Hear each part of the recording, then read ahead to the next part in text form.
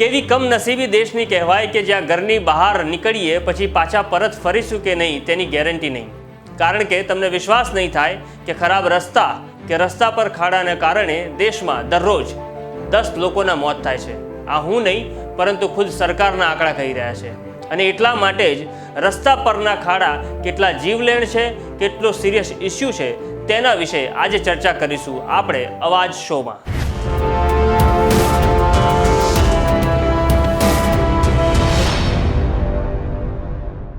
આ કેવું તંત્ર છે જેમાં સંવેદનશીલતા માત્ર ભાષણોમાં અને યોજનાઓના પોસ્ટરોમાં જ દેખાય છે. આ કેવો વિકાસ છે જે આસમાન પર પોકારીને બોલાય છે, પરંતુ જ્યારે એ જ આસમાનથી વરસાદ પડે છે ત્યારે વિકાસ ઘડીમાં ધોવાઈ જાય છે. દર ચોમાસામાં દાયકાઓથી રોડ રસ્તાઓ ખરાબ થવાની અને પાણી ભરાવવાની ફરિયાદો કરતાં નાગરિકોના જીભ અને ચપ્પલ બંને ઘસાઈ જાય છે. પરંતુ તંત્રના અધિકારીઓ અને કોન્ટ્રાક્ટરોની બેઈમાની અને ભ્રષ્ટાચારની મિલાવટથી બનેલા રોડ નાગરિકોની અપેક્ષા પર આખરે ઉખડી જ જાય છે. ખરાબ રસ્તાની વાત કરીએ છીએ ત્યારે સવાલ એ થાય છે કે વાત તો હંમેશા થતી હોય છે, પરંતુ તેના વિશે એ વાત નથી થતી કે જવાબદારી કોની અને આખરે તેના માટે કોણ જવાબદાર છે અને કોના ઉપર પગલાં લેવાય. કાયદો શું કહે છે, કાયદાના આધારે કોઈ એવી કાર્યવાહી થાય કે જેનાથી આ રસ્તા સુધરે અને અધિકારીઓ પણ સુધરે. બસ આ વિશે ચર્ચા આપણે કરીશું અને આ ચર્ચા માટે જ આપણે 2 મહાનુભાવોને આપણી સાથે જોડ્યા છે અને ચર્ચા કરીશું તેમની પાસે અને આ જે પાસાઓ છે એ વિશે આપણે જાણીશું વધુ માહિતી. વરસાદ આવે છે અને થોડો વરસાદ પડે 2-3 ઇંચનો અને જોઈએ તો આપણે રસ્તાઓ જે છે એ રસ્તાઓમાં સીધું ખાડાઓનું રાજ, ભૂવાઓનું રાજ શરૂ થઈ જાય છે. તો આ બાબતે શું માનવું છે કે ક્યાં આગળ ભૂલ થઈ રહી છે અને શું એવું તો થઈ રહ્યું છે કે રસ્તા પર જે રોડ બનેલા છે એની પર રસ્તા ખરેખર ટકતા કેમ નથી? હવે રસ્તાઓ ટકતા નથી એ હકીકત છે. આખા ગુજરાતમાં એ રોડ નેશનલ હાઈવે હોય, સ્ટેટ હાઈવે હોય, ગ્રામ્ય માર્ગો હોય કે નગરપાલિકા કે કોર્પોરેશનને અંડરના ટાઉન પ્લાનિંગના રોડ હોય. હવે આ રોડ રસ્તાઓ સામાન્ય વરસાદોની અંદર તૂટી જાય છે અને પ્રજા પરેશાન થાય છે. આના માટે સૌથી પહેલી અગત્યની વસ્તુ છે કે એની ડિઝાઇન. કેવડો ટ્રાફિક છે, ભવિષ્યમાં કેટલો ટ્રાફિક થવાનો છે, એ ટ્રાફિકને લઈ અને મિનિસ્ટ્રી ઓફ ટ્રાન્સપોર્ટે જે ગાઈડલાઈન નક્કી કરી છે એ ગાઈડલાઈનની ડિઝાઇન કરવી પડે. પણ સૌથી વધારે જેને હું કારણ ગણાવતો હોઉં તો અત્યારની હાલની ટેન્ડર પદ્ધતિ. હાલની ટેન્ડર પદ્ધતિમાં ડામર કામના ટેન્ડરો 40%, 50%, 49% જેવા નીચા ભાવો આવે છે. હવે આ નીચા ભાવો છે એના ટેન્ડર જે મંજૂર કરવામાં આવે છે. હવે તમે વિચાર કરો કે આની અંદર જ્યારે ટેન્ડરો નીચા આવેલા હોય છે ત્યારે કોન્ટ્રાક્ટર કોઈ ખોટ ખાઈને ધંધો કરતા નથી. એટલે એના માટે સ્ટાફ છે એ પણ જુદા જુદા દબાણ હેઠળ એ પણ ડિપ્રેશન અનુભવે છે, એ પણ મુશ્કેલી અનુભવે છે કે કોઈ સ્ટાફ જો એમાં માનો કે વધારે પડતી ચિકાસ કરવા જાય કે વધારે પડતા સ્ટાન્ડર્ડ થાય તો એના માટે જાતના પરેશાનીના પ્રયોગો થતા હોય છે. એટલે આ નીચા ટેન્ડરો એ ભાવમાં કામ થઈ શકતા ન હોય, એમાં ક્વોલિટી કંટ્રોલ જાળવવો એ એન્જિનિયરો માટે બહુ જ કઠિન છે.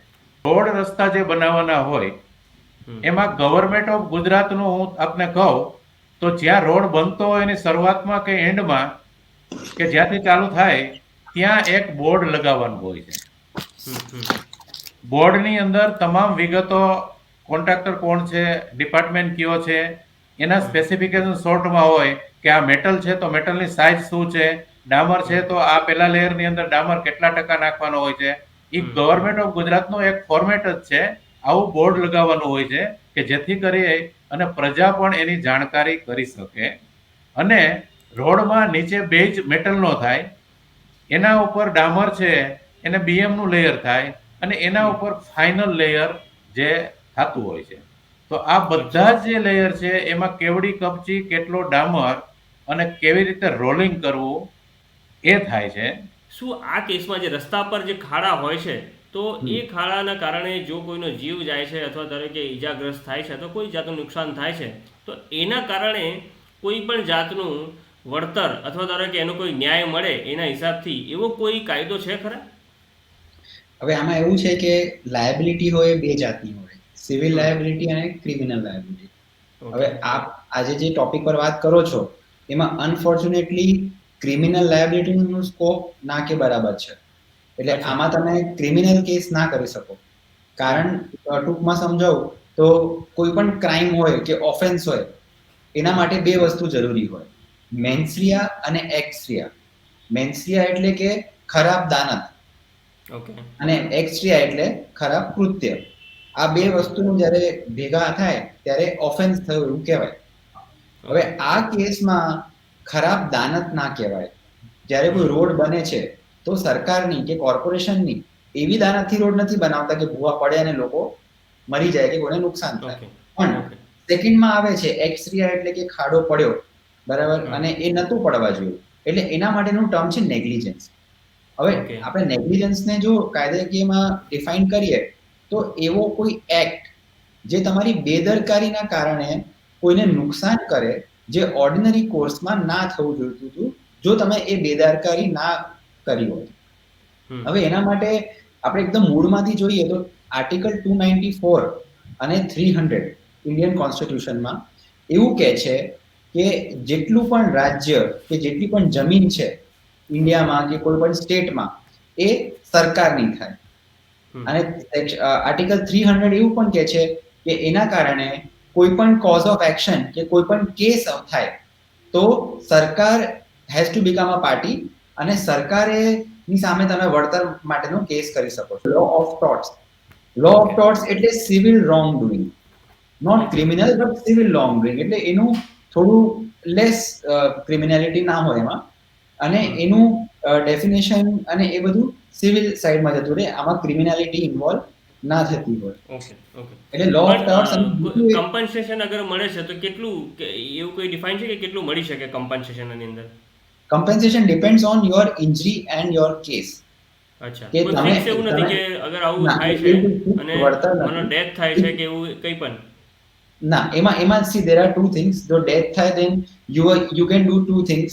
એક તો MACT છે, પણ MACT hmm. is motor accident compensation tribunal, કે જેની અંદર જે બે બે વાહનો આપસમાં ટકરાયા હોય કે અલગ કોઈ રીતે એક્સિડન્ટ થયો હોય તો એના માટે આખી એક સેપરેટ ટ્રિબ્યુનલ છે MACT ઓકે કરીને. પણ આ જે કેસ છે એમાં there is no fixed cap કે તમે કેટલું અપર લિમિટમાં કમ્પન્સેશન માંગી શકો છો.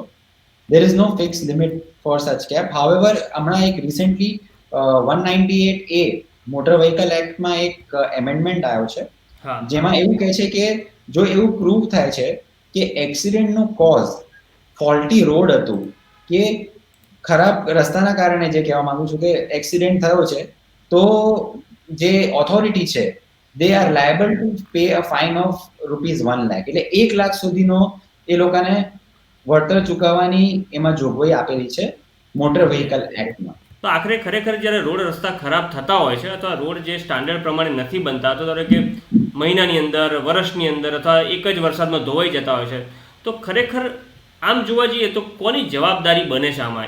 એક અગર કોઈ એક પોઈન્ટને જવાબદાર ઠેરવવો હોય તો તમારા હિસાબથી કોણ હોઈ શકે આની માટે જવાબદાર? વધારે પડતો રોડ ધોવાઈ જાય, વધારે પડતા પેચ પડી જાય હમ તો એ પેચ આમ ગેરંટી વોરંટીની અંદર જ કોન્ટ્રાક્ટરની લાયબિલિટી હોય છે અને ઈ ઓકે. ગેરંટી વોરંટીની અંદર એને રિપેર કરવાના હોય છે. પણ એમાં જ્યારે રિપેર કરવાના હોય ત્યારે કોન્ટ્રાક્ટરોને રસ ઓછો દેખાય છે, એટલે અધિકારીઓએ કડક થઈ અને નોટિસ આપી અને લીગલ પ્રોસિજર કરવી હોય છે. આમ બને છે એ બધા ગેરંટીથી જ થાય છે, પણ પછી માથે પેચ અને એના થીગડા એ મારવાના હોય છે. એ રાઈટ. તંત્ર થોડું કડક થાય તો સમયસર થઈ શકે એ જરૂરી છે.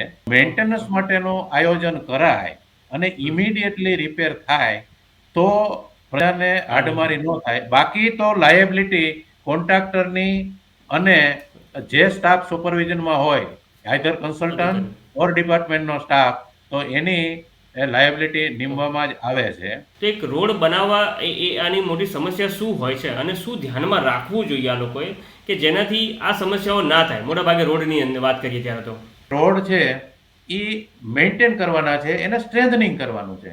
તો સ્ટ્રેન્થનિંગ કરતા પહેલા રોડનું સફાઈ કામ થવું જોઈએ, ચોમાસાની અંદર અધિકારીઓએ જે એમાં મેન્ટેનન્સમાં છે એને નીકળી અને એવા સ્પોટ છે એ માર્ક કરવા જોઈએ.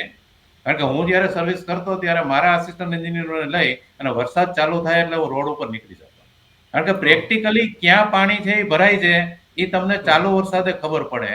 તો આવા બધા પોઈન્ટ માર્ક કરી લીધા હોય તો ઈ રોડને ફરી વખત સ્ટ્રેન્થનિંગ કરાય તો એના લેવલ છે ત્યાં અપ કરી દેવા પડે. અને એ મેન્ટેનન્સમાં જે સ્ટ્રેન્થનિંગ કરો તો ત્યારે પ્રોફાઇલને જો તમે અપગ્રેડ કરી લીધી હોય અને પાણીનો નિકાલ થાય એની પૂરતી વ્યવસ્થા કરી હોય તો આ રોડ છે એનું ટકાઉપણું ઘણું વધી જાય છે. બીજી સમસ્યા એ છે કે રોડની ક્વોલિટીમાં ડામર પૂરો વાપરવો જોઈએ, ડામર પૂરા ટેમ્પરેચરે વાપરવો જોઈએ, કપચી છે એ સ્ટાન્ડર્ડ પ્રમાણેની હોવી જોઈએ અને ત્યાર પછી રોલિંગ છે એ બહુ મહત્વનો ભાગ ભજવે છે. નાગરિકોના જીવ સાથે આ સીધો સંબંધ છે કે જો એક ખાડો છે એ કોઈનો જીવ લઈ શકે છે. આપણે જોયા છે એવા કેટલાક કિસ્સા છે કે ખરાબ રસ્તાઓના કારણે પણ જીવ થતા જાય છે. આપણે જોયું છે કે સરકારના ખુદના આંકડા છે કે છેલ્લા 3 વર્ષની અગર વાત કરીએ તો મોર દેન 9300 એટલે કે હું અગર રોજની વાત કરું તો રોજના 10 લોકો ખરાબ રસ્તાના કારણે મરે છે. તો તેમ છતાં પણ આ ઇસ્યુ જે છે એને સિરિયસલી લેવામાં આવતો નથી. કાયદામાં એવું તો શું ચેન્જ કરાય કે જેનાથી કદાચ કોઈની લાયબિલિટી છે વધારે સ્પષ્ટ રીતે નક્કી થાય અને કદાચ એના માટે કોઈ જવાબદાર ઠેરવે તો આને સિરિયસલી ઇસ્યુ લઈ શકે લોકો, એવી રીતે થાય. તો શું આ જે કાયદો છે અત્યારે જેને ક્રિમિનલ બનતો નથી એને ક્રિમિનલમાં લઈ શકાય? તમારું સજેશન શું છે? કોન્સ્ટિટ્યુશન અને ક્રિમિનલ એમેન્ડમેન્ટ કરવું એ બહુ અઘરી વસ્તુ છે. જે વસ્તુની ક્રિમિનલ જોગવાઈ નથી આજ સુધી, એમાં હવે એને ક્રિમિનલાઇઝ કરવું એ બહુ ફારફેચ છે. પણ આપ જો મને સજેશન માંગો તો મેં જોયું છે કે આપણા લોકો ઉપર કોઈક પેનલ્ટી આવે કે કોઈ પેમેન્ટ રિસ્ટ્રિક્શન આવે તો આપણે તરત સીધા થઈ જઈએ છીએ. આપણે એક્ઝામ્પલ જોયું હશે કે પહેલા traffic light violation, seat belt violation નું કોઈ ધ્યાન નતું આપતું. જ્યારથી આ રોડ પર કેમેરાસ લાગ્યા છે, લોકોના ઘરે ચલાન આવી લાગી છે, તો એનાથી લોકો હવે સતર્ક રહે છે. એટલીસ્ટ રેડ લાઇટ વાયોલેશન તમે જોશો હવે ટ્રાફિક આખો ઝેબ્રા ક્રોસિંગની પાછળ ઉભો રહ્યો છે. એ મારું પર્સનલ અનુભવ જોયું છે. તો સિમિલરલી આપણા જે કોન્ટ્રાક્ટર્સને એ રીતનો કોન્ટ્રાક્ટ આપવામાં આવે કે ભાઈ તમારું જે વળતર છે એ વળતર તો નહીં પણ તમારું જે કન્સિડરેશન છે કામનું એ તમને પેમેન્ટ છે એ ફર્સ્ટ યરમાં નહીં આપવામાં આવે. તમારું સ્ટેગર્ડ પેમેન્ટ આવશે 20% 5 વર્ષ સુધી. એવું if I am not wrong CG રોડના કન્સ્ટ્રક્શનમાં એવું અમલમાં કરવામાં આવ્યું હતું અને તમે આજ પણ જોશો કે એ પેચમાં ક્યારે પણ કોઈ કોઇન્સિડેન્ટલી કહો કે કેમ ક્યારે કોઈ ખાડા પડતા નથી કે ભૂવા પડતા નથી. બીજું જે મતલબ એ છે કે માની લો કે પહેલા વર્ષે 20% પેમેન્ટ મળ્યું, હજુ સારો રોડ બનશે અને હજુ 2 વર્ષ ચાલશે તો બીજું 20% મળશે, 3 વર્ષ સુધી સારો રહ્યો તો બીજું 30%. એ પેમેન્ટ રિલીઝ ઇન્સ્ટોલમેન્ટ વાઇઝ કરે, ઇન્સ્ટોલમેન્ટમાં થાય.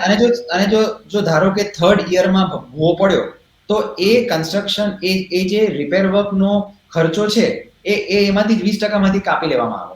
તો આવી કોઈ કડક તમે પગલા કોન્ટ્રાક્ટ ઉપર નાખશો તો જેમ સાહેબે કીધું એ ત્યારે આ બધા નિયમો જે ચોપડીમાં લખેલા છે એ બધા ફોલો કરવામાં આવશે. રોડ અને રસ્તા ખરાબ હોય છે તેનાથી જીવનું જોખમ રહેતું હોય છે, એ તો આપણે જાણીએ જ છીએ. પણ આ સાથે એક જે સૌથી મોટી સમસ્યા એ હોય છે કે જ્યારે જીવ ના જાય, ઈજાગ્રસ્ત ના થાય, તેમ છતાં પણ નાગરિકોને એક નુકસાન તો વેઠવવું જ પડે છે અને એ છે પોતાના વ્હીકલનું. જે પોતાના પરસેવાની કમાઈથી જેમણે વ્હીકલ લીધું છે એને આવા ખરાબ રસ્તા રોડ પર ચલાવો ત્યારે કેટલું નુકસાન થાય છે તે પણ અમે જાણવાનો પ્રયાસ કર્યો એક્સપર્ટ સાથે. ત્યારે તેઓ શું કહે છે તે પણ જાણીએ.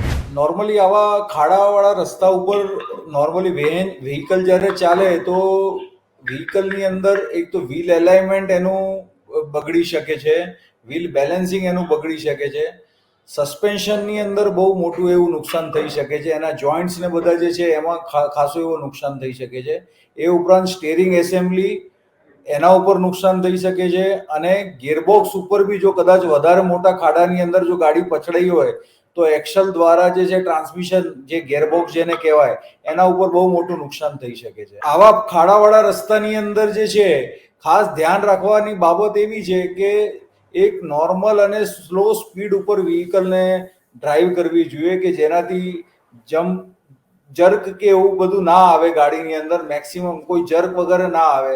એ ઉપરાંત ખાડાને ધ્યાનમાં રાખીને ડ્રાઈવ આપણે કરવું કે જેનાથી ટાયરને અંદર બી કોઈ કટ્સ કે એવા કોઈ ના લાગે, એ બાબતનું ખાસ ધ્યાન રાખવું જોઈએ. નોર્મલી આ રીતે આ રોડ ઉપર ડ્રાઈવ કરતી. આ બધી જ વાતમાં જ્યારે રિસર્ચ કર્યું અને ત્યારે એક વાત એ પણ સામે આવી છે કે જ્યારે વ્હીકલ છે જે આપણે ખરીદીએ ત્યારે અલગ અલગ પ્રકારના વ્હીકલ પ્રમાણે મ્યુનિસિપલ કોર્પોરેશન એ પણ ટેક્સ વસૂલતી હોય છે.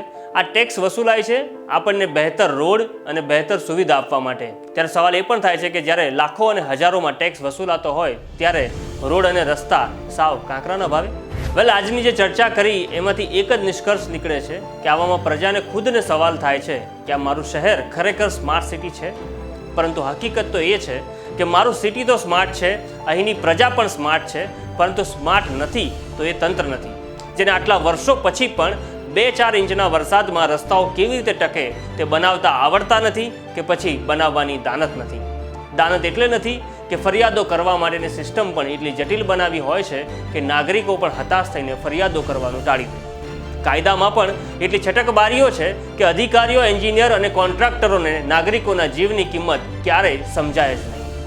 તો પછી જવાબદારી કોઈના માથે સીધી આવતી જ નથી, તો પછી મજબૂત અમલીકરણ નથી, મજબૂત કાયદા નથી, તો પછી મજબૂત રોડ તો ક્યાંથી મળે?